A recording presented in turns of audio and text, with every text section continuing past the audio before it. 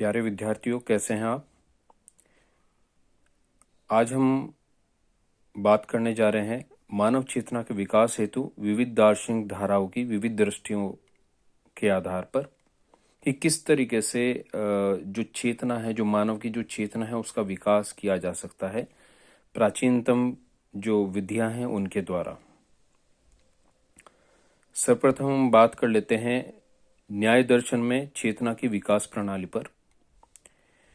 इसमें जो केंद्र बिंदु है, यहाँ पर जो चेतना का केंद्र बिंदु कहा गया है वो कहा गया है आत्मा। अर्थात आत्मा का शरीर व इंद्रियों के बंधन से पूर्णतः मुक्त हो जाना ही मानव के जीवन का परम लक्ष्य है।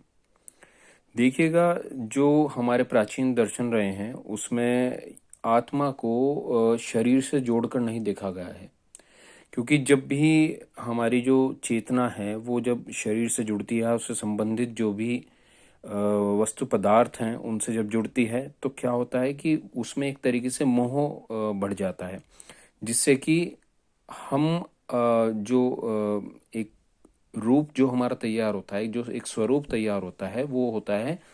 कि हम अपने आप को इस शरीर को से ही जोड़कर अपने आप को देखने लगते हैं और शरीर से जुड़े हुए पदार्थों को ही अपना मानने लगते हैं, जिसको कहा गया है अविद्या। यानी कि एक तरह से कहा जाए कि असत्य ज्ञान, ऐसा ज्ञान जिसका जो आत्मा है उससे कोई भी संबंध नहीं है, लेकिन एक मोह के कारण यानी कि ममता के कारण हमने इन नश्वर और जड़ पदार्थों को अपना मान लिया है और यही संस्कार हमारे गहराई में उतर गए हैं, जिसको बोलते हैं कि एक अंतर मन में जब कोई भी चीज जब हमारे कहा जाए कि उतर जाती है तो उसमें क्या होता है कि उसी के अनुसार हम अपने स्वरूप को समझने लगते हैं। तो इसमें जो न्याय दर्शन है उसमें चेतना के विषय में यही कहा है कि जो अगर इस असत्य ज्ञान को यानी कि इस अविद्या को अगर दूर कर दिया जाए तो जो आत्मा का सत्य स्वरूप है यानी कि स्व स्वरूप है, उसको आत्मा स्वयं जानने की ओर अग्रसर हो जाती है तथा अंत में उसको प्राप्त कर लेती है। परंतु जब तक अविद्या एक तरह से कहा जाए कि एक असत्य जो ज्ञान है, जब तक ये दूर नहीं होता है तो आत्मा अपने आप को जान नहीं पाती है। इसके लिए न्याय दर्शन में 3 चरण बताए गए हैं, यानी कि 3 चरणों का हम अपने जीवन में उतार कर